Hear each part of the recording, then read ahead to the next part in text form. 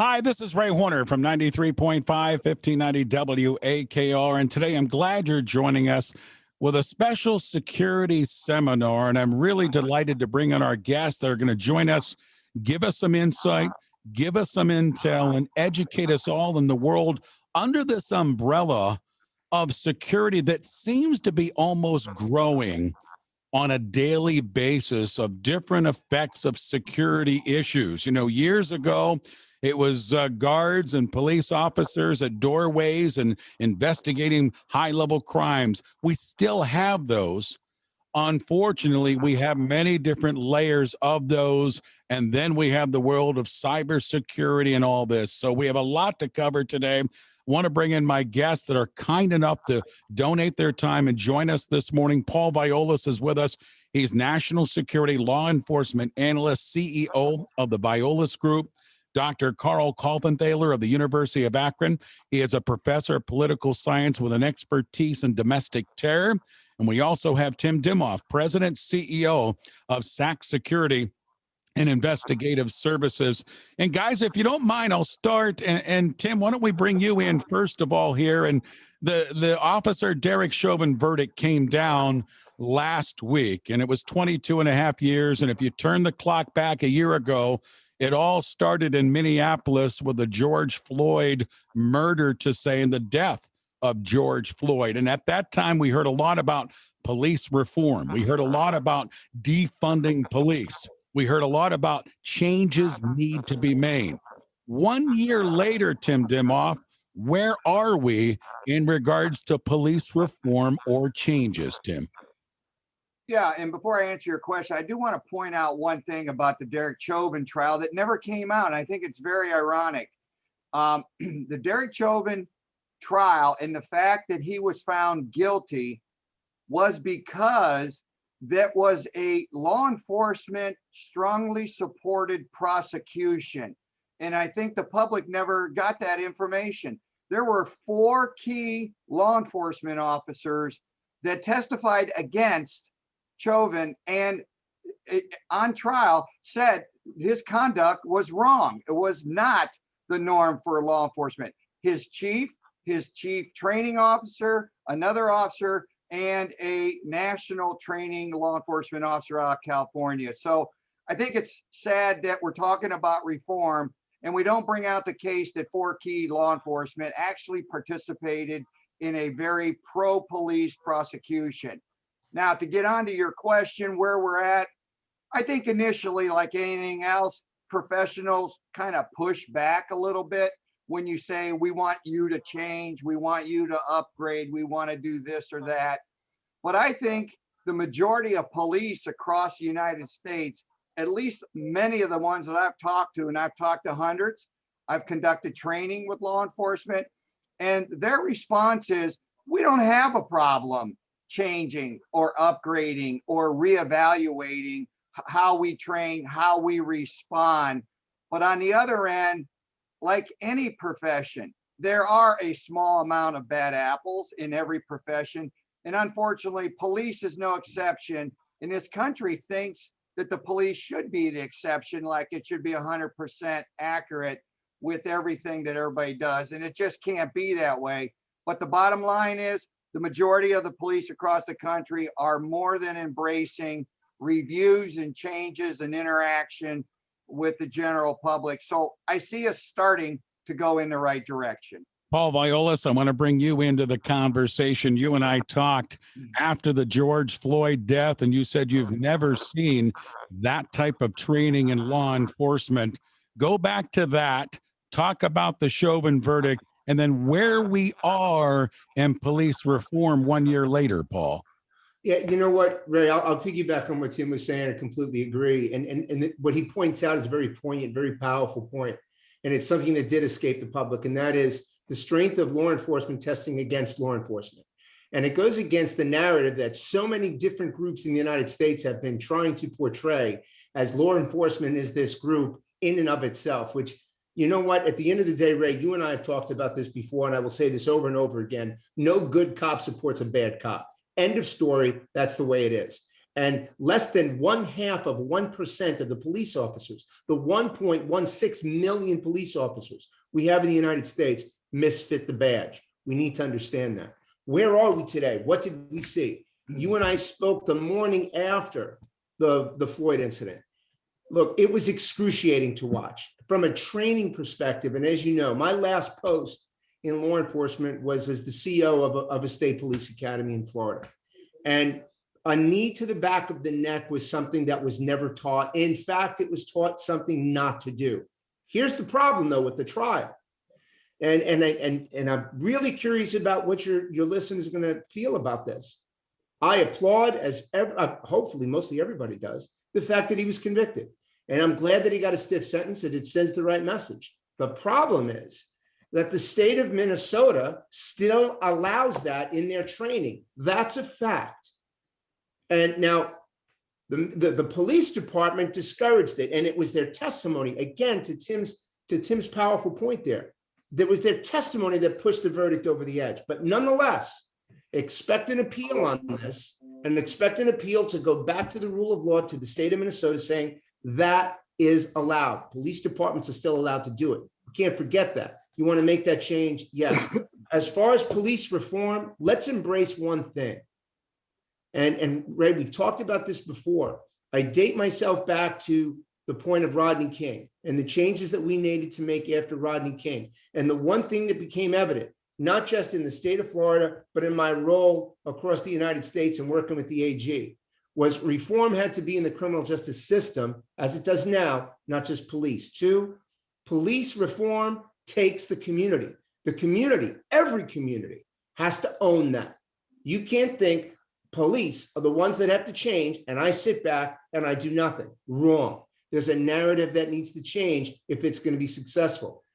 For example, and I'll toss to Karl on this, from a sociological perspective, as we break down what risk really is out there, let's bear one thing in mind, and that is you can't have district attorneys deciding what laws they're going to prosecute and what laws they're not going to prosecute. Who the hell do you think you are? I mean, seriously, you're an elected damn official. Do your job. If you send that message, you tell criminals on the street, the hell with it, Ray. You know what? I can do whatever I want. Cops are standing there like, well, what do I do? Because you know what? If I arrest you, he's not going to prosecute you. So district attorneys, do your job. This thing about getting rid of cash bail, what kind of deterrent are you setting? So when we talk in the totality of your question, Ray, about police reform, scratch that. It must be criminal justice reform. And in the totality of the mission, it must be in a relationship that the communities buy into. Because if you don't buy into it, don't waste anybody's time, because it's not going to happen. Let's bring in Dr. Karl Kaltenthaler from the University of Akron. Karl, take us into the classroom with the students and how you're looking at where we are in law enforcement in this country, and maybe how young America is also looking at this. Well, that's a very interesting question. How does young America look at this? And one of the things I've got to say, I mean, the bottom line of upfront answer to this is really it's divided. One of the things that's come across really strongly in my classes is that you've got very varied opinions on this. You've got people who think we should defund the police or tear down police departments. You've got people who think we should be building up police departments. I actually have a lot of law enforcement officers in my classes, both undergraduate and graduate classes. And so I get their perspectives, and it's very interesting to see how really divided this country is. In some ways, it's good that you don't have, one monolithic opinion one way or another, but in another way, it's not good, because it tells me that coming up with common solutions is going to be difficult because of these divisions. And one of the things that I find that's very important in where these positions come from among the students is what TV they watch, what shows they watch, these talking heads on cable. And I tell them constantly, particularly my students who are in the master's program in national security, do not get your information from cable talking heads. They're there to make money. They're there to spin things, to get viewers.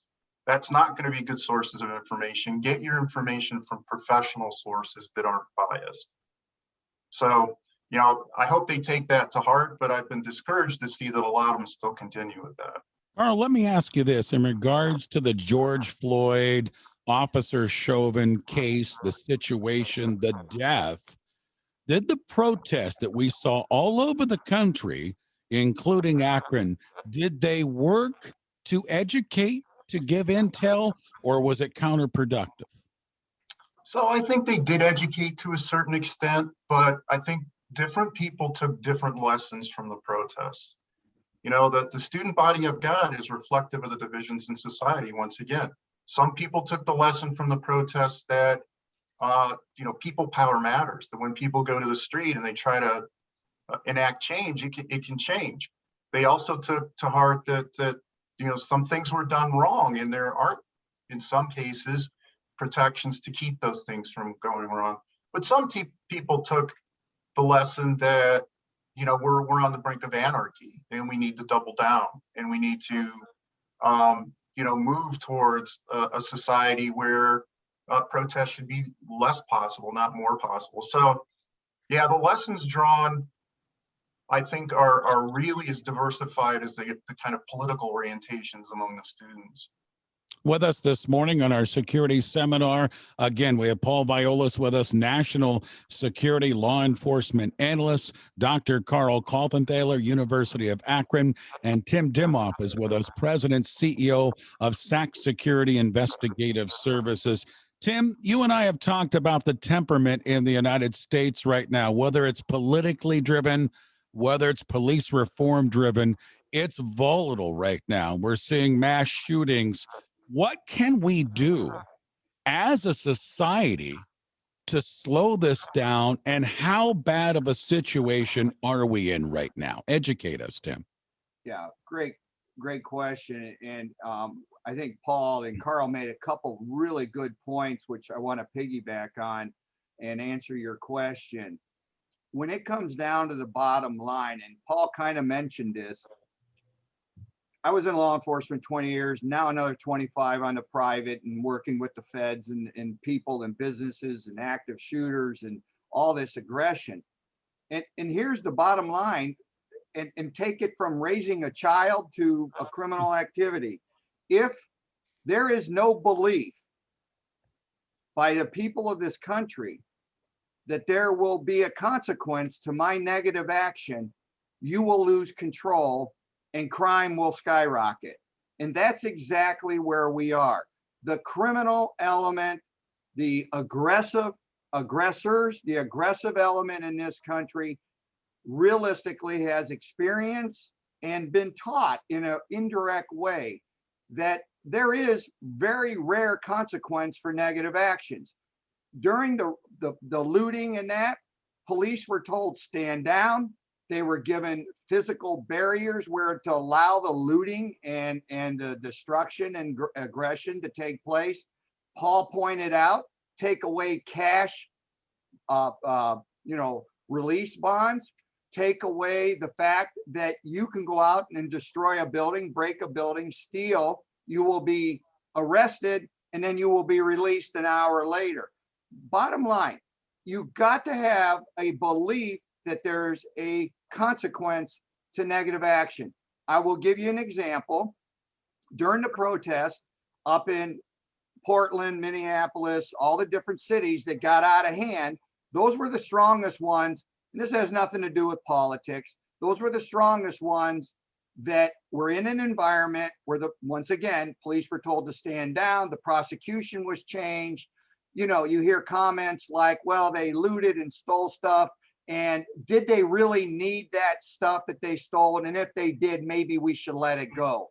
Where do we come up with these kind of statements? But I want to point out Florida, Governor DeSantis, before and while the rioting, looting went on, he went back to his state legislators and he said, I want us to pass a state law that says, you come here, you destroy, you will be arrested, and there will be no bond, none.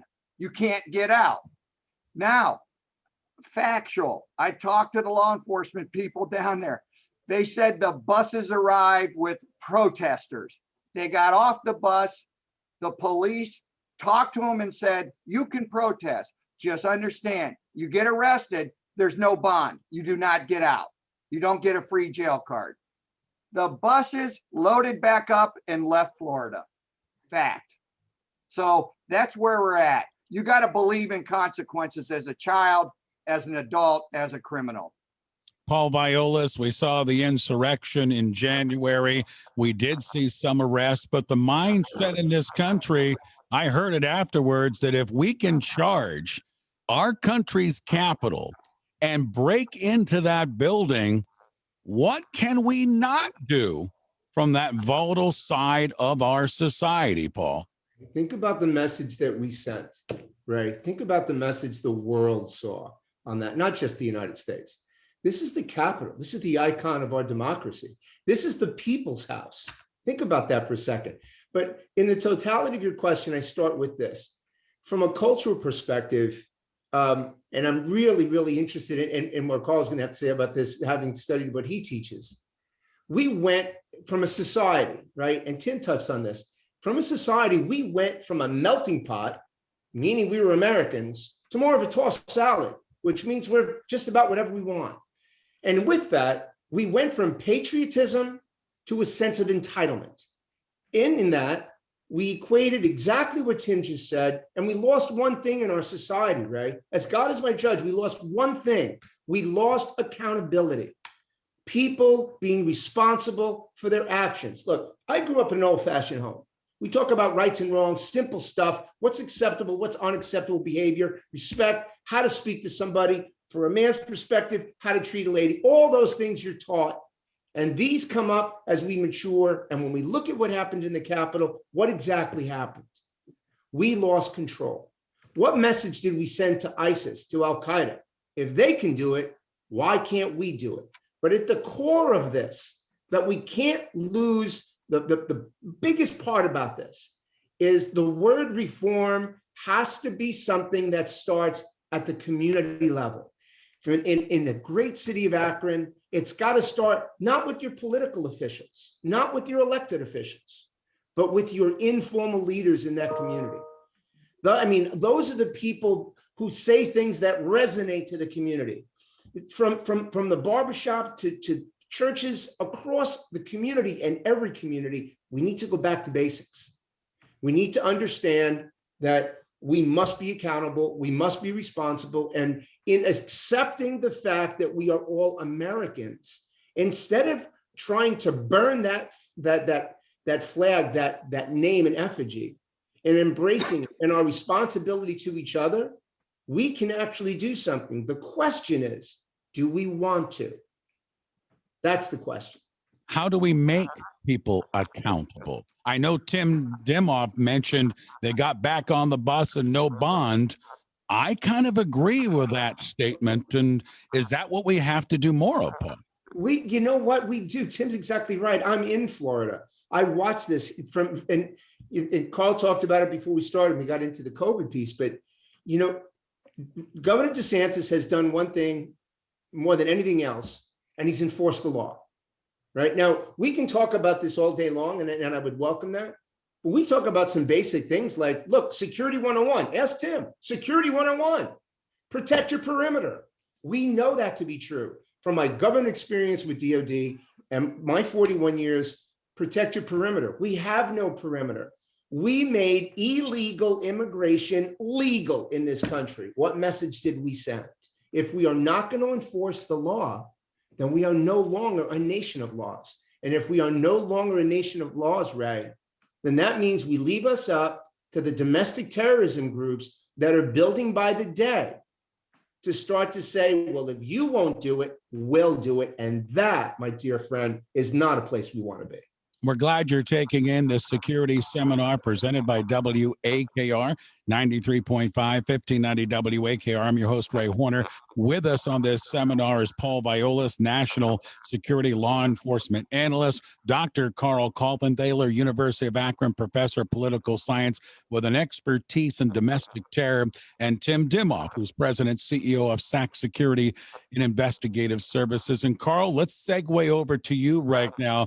With your expertise in domestic terror, let's take it where Tim and Paul led into that insurrection and the growing groups of this homeland terror that we're starting to see. For so many years, the last 20 years, we talked about terrorism, but unfortunately, we're seeing in our backyards, we're seeing in our neighboring states how these terror groups, these homeland terror groups, are growing in strength. You and I talked about this. Why don't you expand a little bit on where we are with these groups, Karl?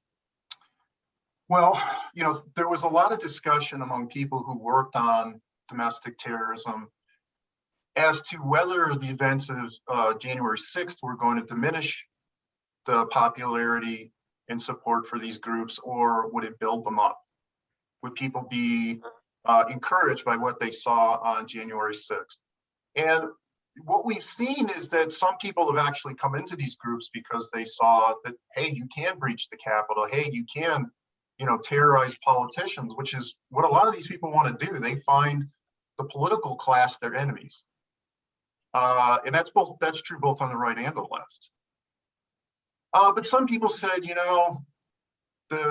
this is just not working out for me. There's too much heat from the feds, because there's been a lot of knocks on people's doors since January 6th, the FBI saying, okay, we've got you on film, what were you doing there? Or we've seen you mouthing off on social media and you're making what look like threats. And so that's made this a little bit less attractive for some people. But the thing is, there's still a lot of the reasons why these groups sprang up still there.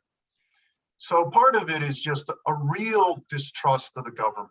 And that distrust of government is growing because we have a new government. A lot of the people in these domestic groups who tend to be on the right, we have a very small contingent of groups on the left now.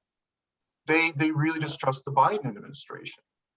The other thing is that you've got a lot of different people who are, for either ego reasons or for monetary reasons, stoking the paranoia.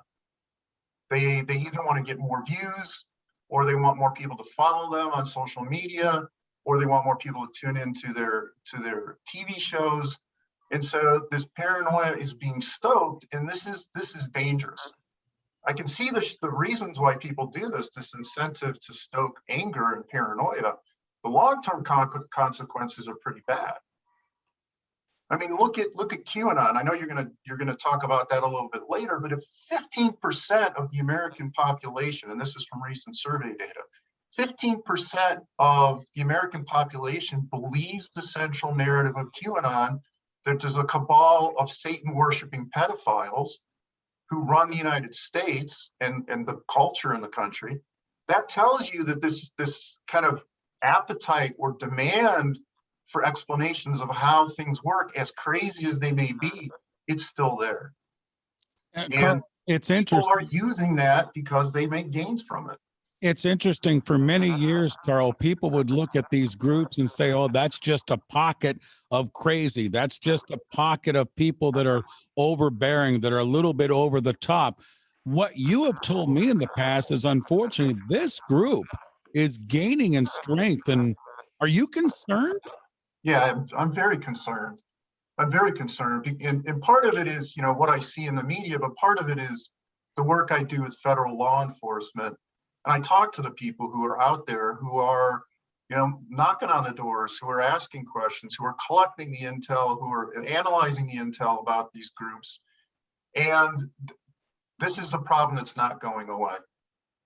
And I think that one of the things that is particularly disturbing for me is that a lot of these groups have seen success.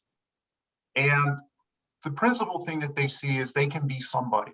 The people who are in these groups feel like they've got power. They feel like they have a voice now. They feel like they can make things happen.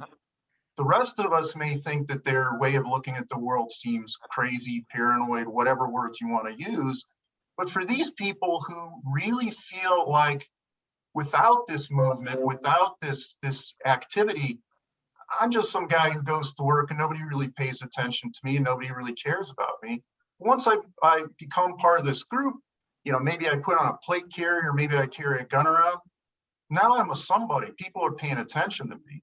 And if I go commit some act of violence, then the people who are in my social cohort say, wow, you're not sitting on the couch. You're not a couch warrior. You're somebody who really puts action before words. And so all this stuff encourages this kind of movement towards more extreme thinking and behavior. Right. Tim Dimoff, I want to bring you in because we heard these stories of these domestic terror groups in the state of Minnesota. We heard Wisconsin, and then there were stories about Columbus and the growing concern of these homeland groups right in the state of Ohio. What's research telling you, Tim, and what about your concern level? Yeah, I think Karl hit it right on the nose. I mean, if you want to go back 20 years or so, the internet's the best thing that happened, and it's also the worst thing that's ever happened. And as Karl pointed out, which they've done the studies on it, if you go back and let's say 20, 30 years, people were isolated physically and mentally and emotionally where they lived, who they hung out with, and they did not have the internet to connect to the support group, other people that felt that way. You can literally take anything that you would think is small, such as, you know, I love all the different types of doors that exist in the United States, something really mundane. And you can go on the internet and all of a sudden find 500 other people that have a similar thought or want to have a discussion or a chat room about it. So what Karl was talking about was right on. The internet connected all these isolated people, all the radical isolated, every type of opinion was now brought together on a national format. So now you have strength. And then secondly, you're not alone. And thirdly, you can build a group that believes the same. And lastly, you can rally that group to take action together. Meet in Minneapolis, meet in Portland, come in your buses and cars, and you can just fire people up. And as Karl said, it took many individuals and it put them on the front page of the paper. And boy, do they feel much more comfortable, confident, and good about what they think, as radical as it is. And then the last thing is the internet is a tremendous recruiting tool. The terrorists used the internet as a strong recruiting tool, very strong. And so are the domestic violence groups that have created here in the United States.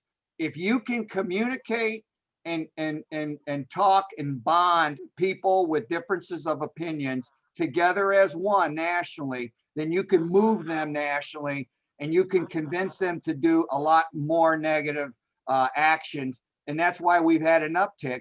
It's strictly the internet has been the glue that's brought it all together. Paul Viollis, come on in and let's expand on that, certainly with you ties around the country. Talk about the growth of these homeland terror groups, and is the nation's capital, FBI and beyond, finally taking this as serious as they should?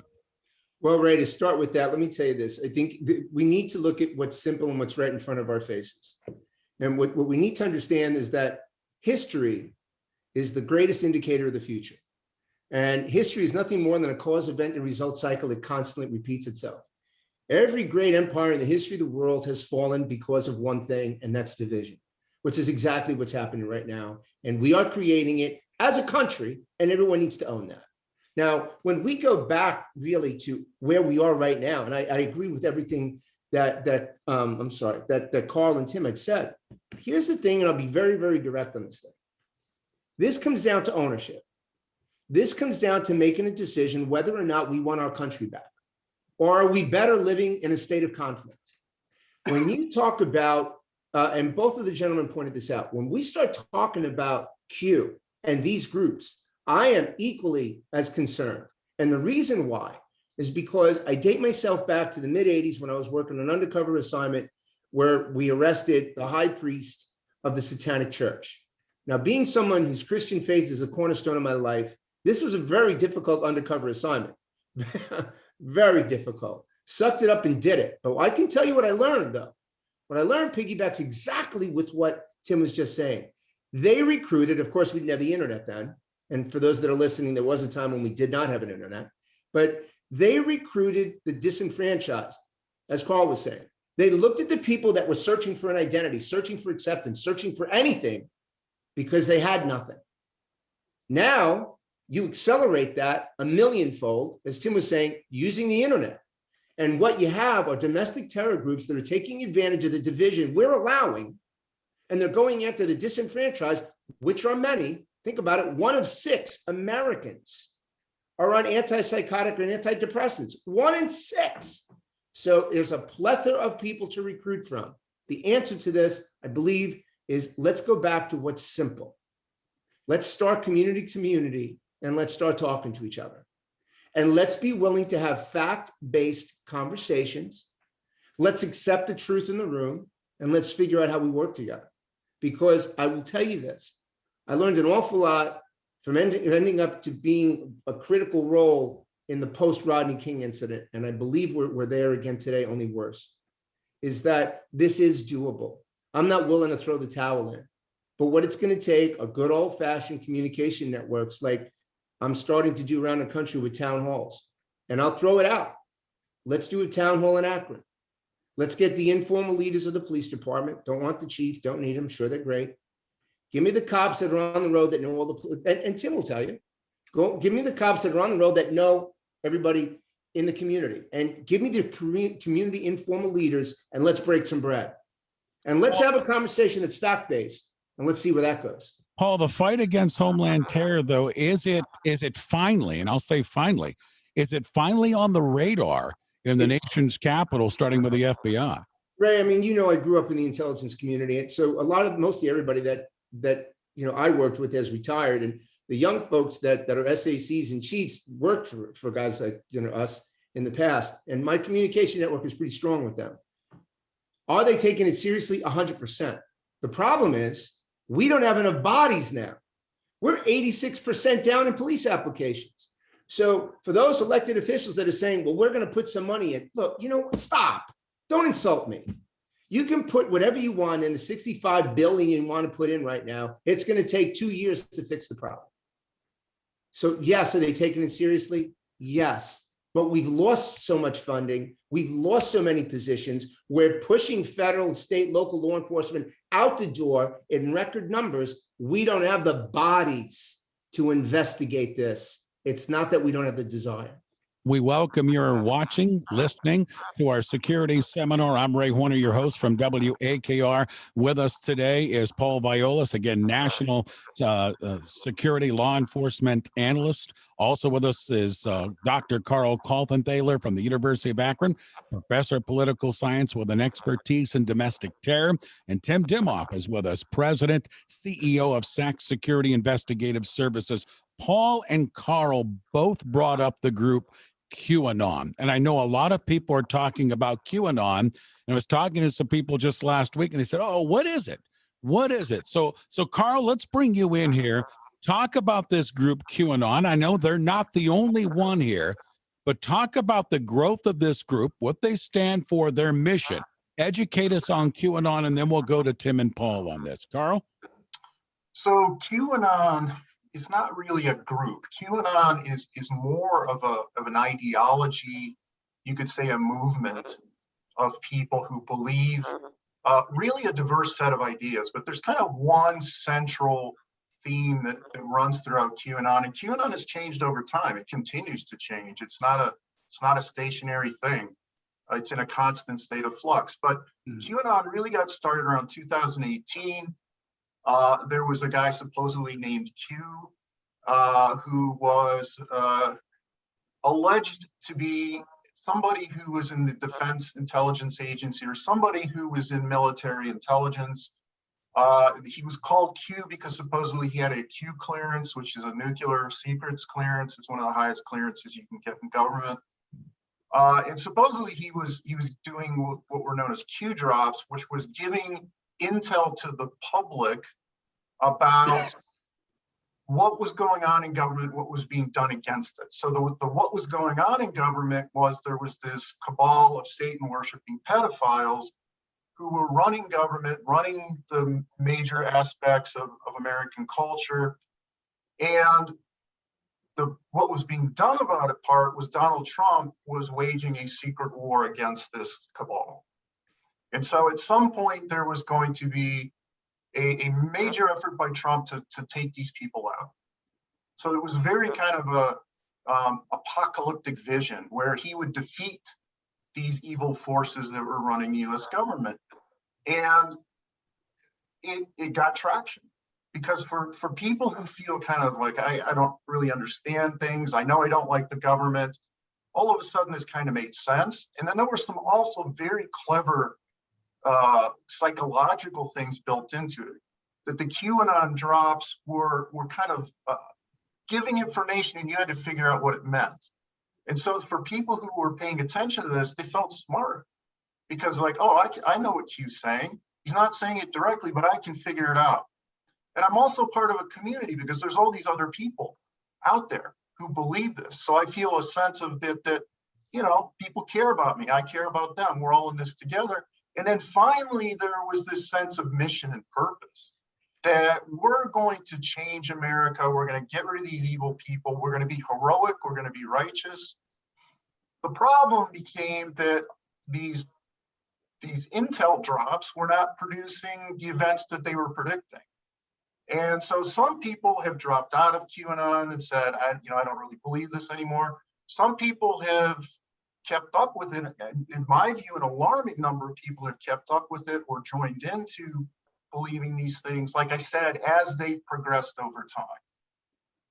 Yeah, I was doing some reading. It's been a couple of months now, but 1 in 6, to use Karl's term, of this movement with QAnon, 1 in 6 Americans are buying into at least some of what they are talking about. Tim, why don't you come in here and talk about your concerns and your viewpoint of this QAnon movement? Well, I think what the QAnon did, and they did it well, is they kind of created this secrecy attraction. And people are always attracted to, this is an insider. This guy was ex-military, high up, Q clearance. And they kind of sprinkle sporadically little really secretive stuff. And people are attracted to that. And they use the secretive approach. It's almost like a magnet to get people to come in to separate the QAnon from other types of groups. And the mystery aspect of it, the high level of it, you really got to look at the message because there's a message behind the message. And I got to say, psychologically, they did a great job in getting everybody's curiosity. It's human nature to kind of use that approach. And then all you got to do is have one little thing happen that the QAnon said, and people would point back. And I had people call me and say, did you see what happened? Remember, I told you 2 months ago, QAnon, was predicting this and was hinting to this. So I really think the mystery part of it really caused people to be attracted to it. And as Karl pointed out, they could predict 6 things. All they got to do is have one of them come true, and they'd ride that horse to the horizon, and everybody would talk about the 1 out of 6 that came true. And it was a well developed. The other thing I want to mention, we've been talking about the internet and everything else. And I do want to say one thing. All these groups definitely are dependent and grew because of the internet. And one advantage we have as a country, and we did it well with the terrorists overseas to really knock them out, ISIS and stuff, is that, yes, they have to use the internet. Whether they use the dark side of the internet or not, it doesn't matter. They need to use the internet. They are dependent on the internet for their strength, existence, and growth. With that in mind, I'm talking government investigation, we can utilize us monitoring and infiltrating those internet sites and dark sites and all that to our advantage. And we continue to do that. So as much as the internet is an advantage to terrorists and domestic terrorism, it's a disadvantage, and it gives us an advantage because they cannot exist without it. But back to Paul's, you got to have the people that can monitor 24/7 and do it in a large scale. And with less people coming into that IT technology enforcement, we're hurting for those specialists. And that's, once again, the boots on the ground of police officers being less, and also the law enforcement on the federal side. We're not getting the personnel that can eavesdrop in the internet, but the internet is their strength and it is their weakness. Paul Viollis, the dangers of this QAnon movement. You and I have talked about this, and I know you, as many others do, take them very, very seriously and see a big problem. Need to be taken seriously, right? And as Karl pointed out, it's really not a group, it's an ideology, which makes it more difficult to follow, and it makes it far more difficult to really curtail. And the reason for that is because when you think of Q, think of hate metastasizing at an alarming rate. Think of how ignorance, begets hate, which begets prejudice, which begets discrimination, which builds conspiracy. And from conspiracy, Q is conspiracy on steroids. It's one of many conspiracy theories that are out there, but really it embodies the depth of division that our country has embraced and continues to embrace, and the voices throughout social media that are being heard and being proclaimed on a variety of different platforms. Q concerns me because what it speaks to is it embraces people's emptiness and their desire to fill that void with information. And I forget who mentioned it earlier, whether it was Tim or Karl, but the media has been feeding misinformation for a long time. It was Karl. Karl brings in a great point about that. And which is why I decided to take a step away from the media, because we can't allow people to be educated from that. We need to educate people based on the truth. And unfortunately, there's more sensationalism than there is journalism. And that, believe it or not, it has a huge impact on the Q ideology, because the more, as Tim pointed out, the more the internet is used as a training and recruitment tool, which we know it is. I mean, go anywhere. Where do you not walk around? We see everybody's on their phone, right? You can't go anywhere where everybody's not on their phone. Well, think about it. The reason why this is so alarming is because it bakes the division our country is grappling with overcoming, and it finds a home for people that are disenfranchised and people that are seeking a solution. This gives them solution. And Tim brought up a great point, because it utilizes that subject matter expert insider view. I remember I got inundated with stuff from social media to emails, etc., when January 6th came about, and people were talking about the conspiracy that President Trump was going to overtake President Biden after the inauguration and take office back. And it was coming from people that are well-educated, people I've known for a long time, that truly believed it because they heard it from some inside source. That, to me, is the very core of the danger of the Q ideology, is where people are perceiving it's coming from. Tim, I want to bring you back in now. Another part of this security movement that I wanted to bring up today that we're seeing a whole lot of is cybersecurity and the hacking, Tim. It was just last week that we had another hack. As a matter of fact, in the months of June, we now hear McDonald's, EA, Volkswagen, Peloton. they've had their companies hacked. We saw the Colonial Pipeline in the month of May being hacked. This is a major problem when we talk about national security. We saw President Biden sit down with Vladimir Putin and say, hey, enough is enough. We have the world's strongest intel. And he kind of threatened without threatening, saying, we don't want to use it. But Tim, talk about where we are with cybersecurity and this hacking that is going on, starting from various places around the world and attacking the United States. And it's time here in the U.S. we took this serious as far as employers and as far as companies, that they're coming after us and trying to infiltrate us. And Tim, you've brought it up a couple of times. Through the internet, they're using that intel to get to us, Tim. Yeah, cyber crime has skyrocketed, obviously, and right now it's the #1 crime in the world, and people don't understand. You know, the amount of cyber crime just keeps multiplying daily, weekly, monthly, yearly, because it's such a lucrative and successful type of crime.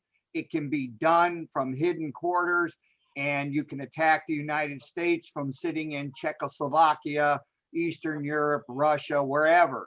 And the problem is, you know, once again, in order to stop it and even take it further and be arrested and convicted for it is very low percentage.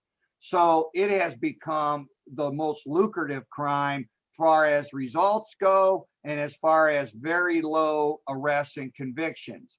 And it's going to continue to go in that direction. On the flip side, internationally and federally, the US government is now setting up satellite offices throughout the world. Instead of trying to enforce it from here, they are setting up offices in Eastern Europe and other areas. They are trying to work with other countries and get closer. And we're also working on a technology to counter it. Just as fast as they come up with new ways to hack, we come up with new ways to defend it. But it's a runaway train as we speak. And the bottom line on it, we do a really good job in a lot of areas of cyber, but guess where the weakness is in the cyber crime? It's in the individual employees of these big corporations. And I'll just give you one example. We saw recently the gas line got hacked. Now, they put a $5 million ransom on it, which the gas line paid, and successfully the FBI was able to retrieve 2.5 million of that 5 million ransom. And I gotta be honest, that's a rarity. So it tells me they're doing a better job of countering it even after it happens, and then you got the Bitcoin problem and all that. But how did the gas line get hacked? Their system and their firewalls were tremendously strong and good. There was an individual employee for the gas line company that bought stuff on their home computer and had a simple password that they used for their home computer. And when they'd go to Amazon or go shopping or whatever, they had a password and they'd use it. That same individual person was an employee for the gas line and went to work and used the same password for their use in high-level security on their computer at work for the gas line. They used the same password. So what did the hackers do? They find out who works and they go after them, their passwords, their weaknesses on their personal. And then all they do is test those passwords and see if they can breach the company. Well, guess what? Majority of Americans use the same password for about 10, 12, 20 things. And that's how the hacking happens. It's very simple because the security on the company side is usually very good, but the supporting employees and day-to-day activities is weak. And that continues to be the real challenge of cybersecurity. Karl, I want to bring you in right now, and you've talked about recruitment and such and various movements and groups. When we talk about cybersecurity, Karl, are we seeing the recruitment internationally as well as domestically? And when I say internationally, where people are being placed here in this country to infiltrate our major companies. Talk about cybersecurity, Karl, and where you see this through your research.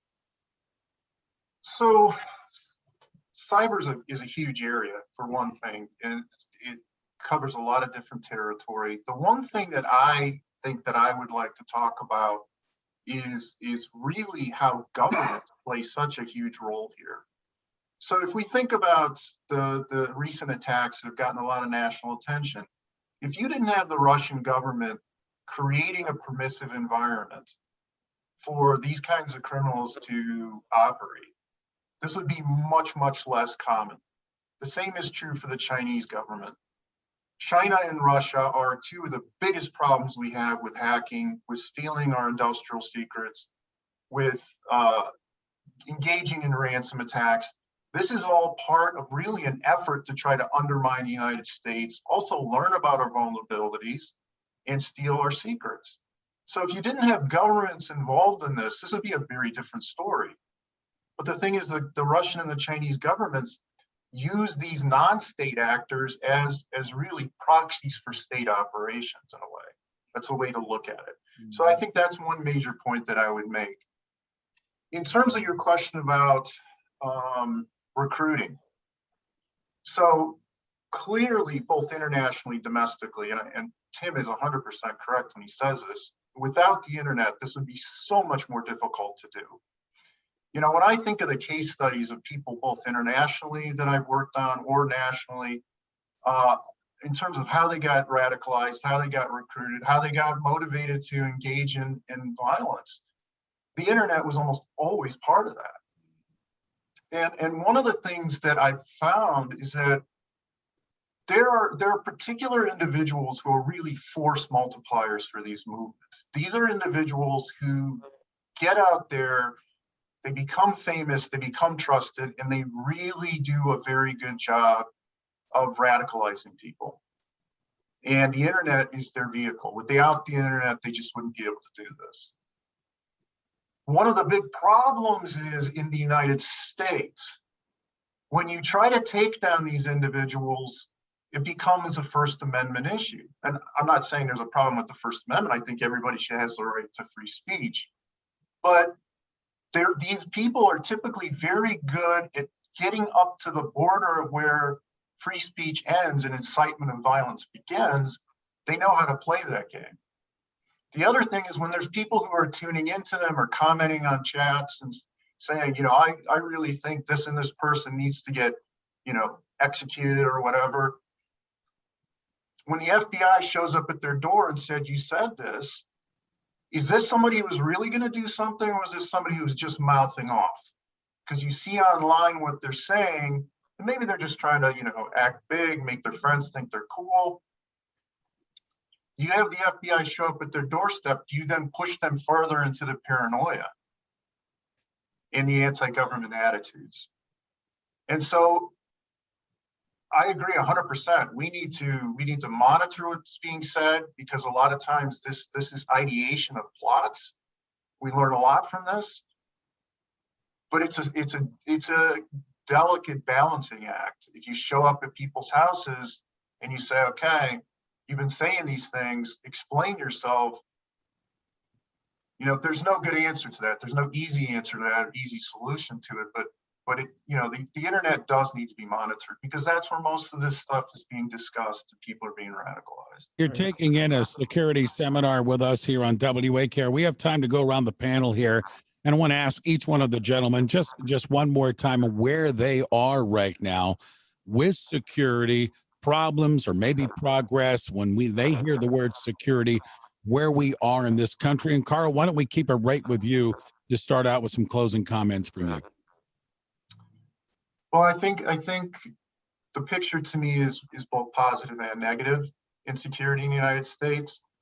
I think the positive thing is that a lot of us recognize, and clearly people on this panel recognize, that the division in this country is toxic, destructive.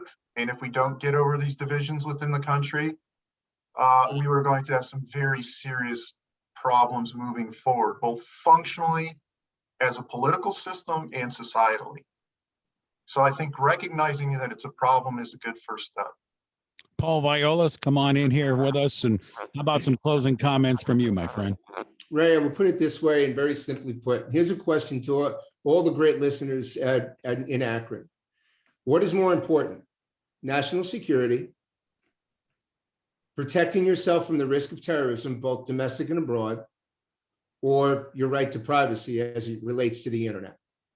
Should we be monitoring the internet for what we know is a breeding ground for nefarious individuals and groups that are seeking to destroy our country? Or should we not, because we're more concerned with that right to privacy, which, by the way, there is no constitutional right to privacy. The question is, what do we want? Do we want to be Americans? Do we want to live in a great country, or do we want to divide? And last but not least, it's this, the solution here is simple. It is not complex. Are we willing to have fact-based conversations? Are we willing to listen to each other? And then are we willing to sort it out? And together, community, government, together decide what we need to do to fix it. And if we are willing to do that, Ray, then we can fix this. If we're not, it's not going to happen. Tim Dimoff, step in here for some closing comments from you, my friend. Thank you, Ray. I think like any other tragedy that goes on, you can take alcoholism and other types of things. The ball has to hit the floor in order for it to bounce back. And I think this country's been through quite a bit the last 2 years. And I'm hoping that was the ball that hit the floor. And we can now say, okay, let's listen, let's learn, let's adjust. But as Paul and Karl said, let's move forward in a positive way. Secondly, I think law enforcement across this country are very much receptive to listening, to adjusting, to improving and engaging the community. It's only going to happen, though, if we support the law enforcement. And one very important thing, we can't condemn every act of use of force by police officers across the United States.